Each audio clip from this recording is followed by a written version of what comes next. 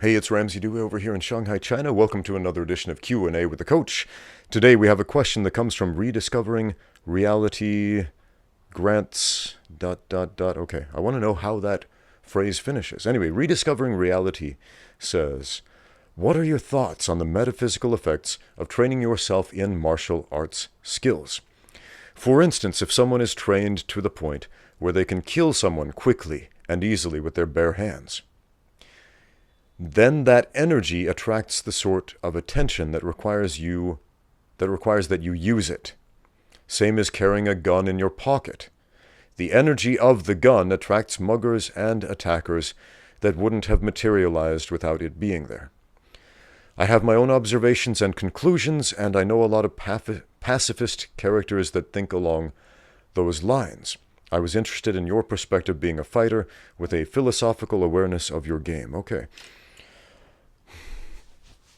Metaphysics is a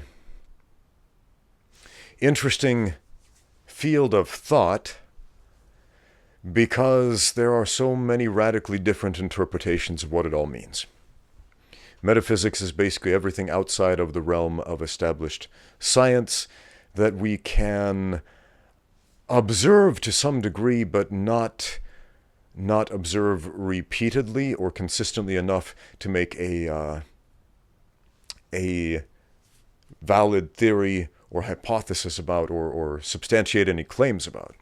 So, for example, the whole concept of déjà vu, where does that come from? Is it a biomechanical process in the brain? Is it something happening out there in the physical universe affecting us? I don't know. We can get into a metaphysical discussion about that. Lots of things. People might have precognition. And this is something a lot of people talk about.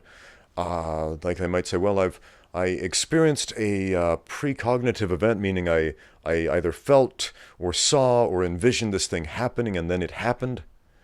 And a lot of people claim to say that, but it's hard to substantiate those claims. So again, because it's impossible to substantiate metaphysical claims, because it's impossible to experience anything outside of our own consciousness, I can't jump into your head and see that precognitive vision that you claim to have seen, so I don't know, right?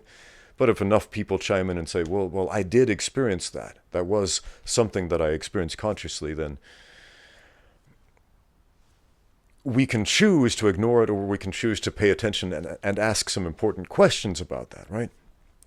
But as far as your question, essentially, does violence beget violence? Or more specifically, does an understanding of violence beget and attract violence? And I would venture to say no, 100% the polar opposite is true. If you understand violence, truly understand violence, what it is, what it does, and how to do it, and why to do it, and why and when not to, then you will not be a warmonger. You will not be a purveyor of violence. You will not be an attractor of violence. You will be meek. Meek does not mean weak. Absolutely not. A meek man is a man who understands violence and chooses the path of wisdom. Man, I know how to kill people with my bare hands. Quickly. If you put somebody in front of me who does not know how to fight, yes, I am physically able to kill that person quickly with my bare hands. Am I going to do that? No. Not unless that person is a threat. An imminent threat to myself or others. But considering that person doesn't know how to fight, no, they're not a threat to myself or others. There are simple, easy ways to control that situation where nobody has to die. But do I know how to do this? Yes, absolutely. Am I attracting all these psychos trying to inflict violence upon me? No, absolutely not. Never. I never get into street fights, and I'm always telling you, never get into street fights. That is a choice. That is a choice. Sure, I'll give you one or two altercations once in a while.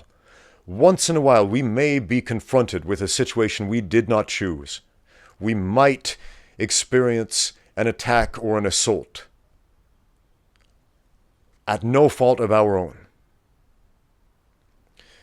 But for the most part, if you're one of those guys claiming, I've had 600 street fights, you are the problem. You are the one who doesn't understand violence.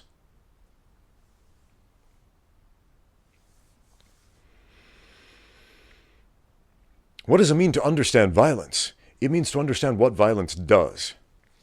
I'm going to tell a story. A long time ago, when I was fairly new to coaching, I had this student who was kind of annoying.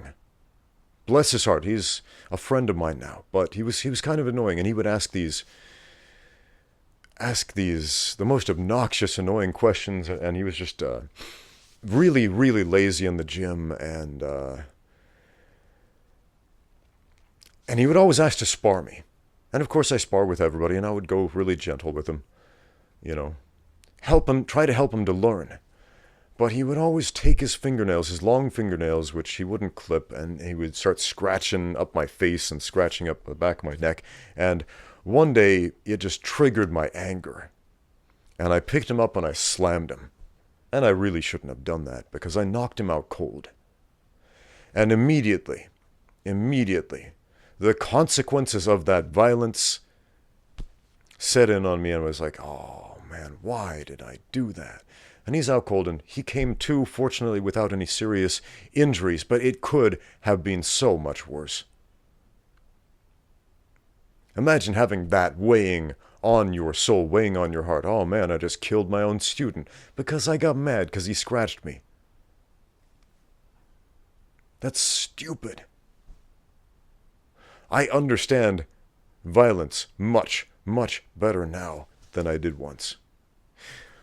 I saw this video, it went kind of viral, of this jiu-jitsu coach, and apparently he's having a bad day, he's in a bad mood, he's trying to teach this technique to his student is fully resisting, and he gets mad at his student, like, I'm just trying to teach you the technique, and like hits him or something like that.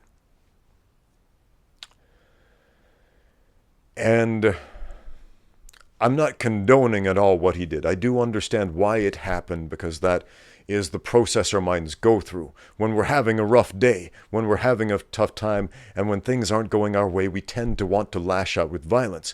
But a mastery of violence, which is why I love martial arts so much, gives us mastery over ourselves. Because we understand the consequences of violence. We understand what happens if you choose to kill somebody. We understand what happens, what would happen if we choose to harm others. We understand what would happen if we made the choice to make ourselves into a terrible, evil person. And so we choose not to go down that path. A lot of traditional martial arts use the word do at the end, or dao, which means path or road. It's a philosophical choice of naming a martial art, as opposed to jitsu, which in Japanese means art, as in martial art. And when we're talking about martial arts, we are not talking about arts and crafts. I hear so many people say, well, I really love the art part of martial arts, but I don't like the fighting part. Or these guys are really good at the art part of martial arts, like doing pretty little kicks or whatever, but they're really bad at the fighting part. No! The fighting part is the art part of martial arts. It is not arts and crafts. Art, by definition, means the ability to do something really well. And that thing that we do really well in martial arts is martial part. Martial, meaning war, comes from Mars, the god of war. The art of fighting. Quite literally, the art of fighting, the ability to fight really well. That's what martial arts means. Very similar to Kung Fu. In Chinese, Kung Fu, what does that mean? It's often translated as great skill, or talent, or hard work. Art, the ability to do something really well. So, does an understanding of violence and its consequences attract violence? No, quite the opposite. it repels it. Repels it from your own soul and from your own heart and from your life. And you have the choice to not participate. Thanks for the question. Thanks for watching. Now get out there and train.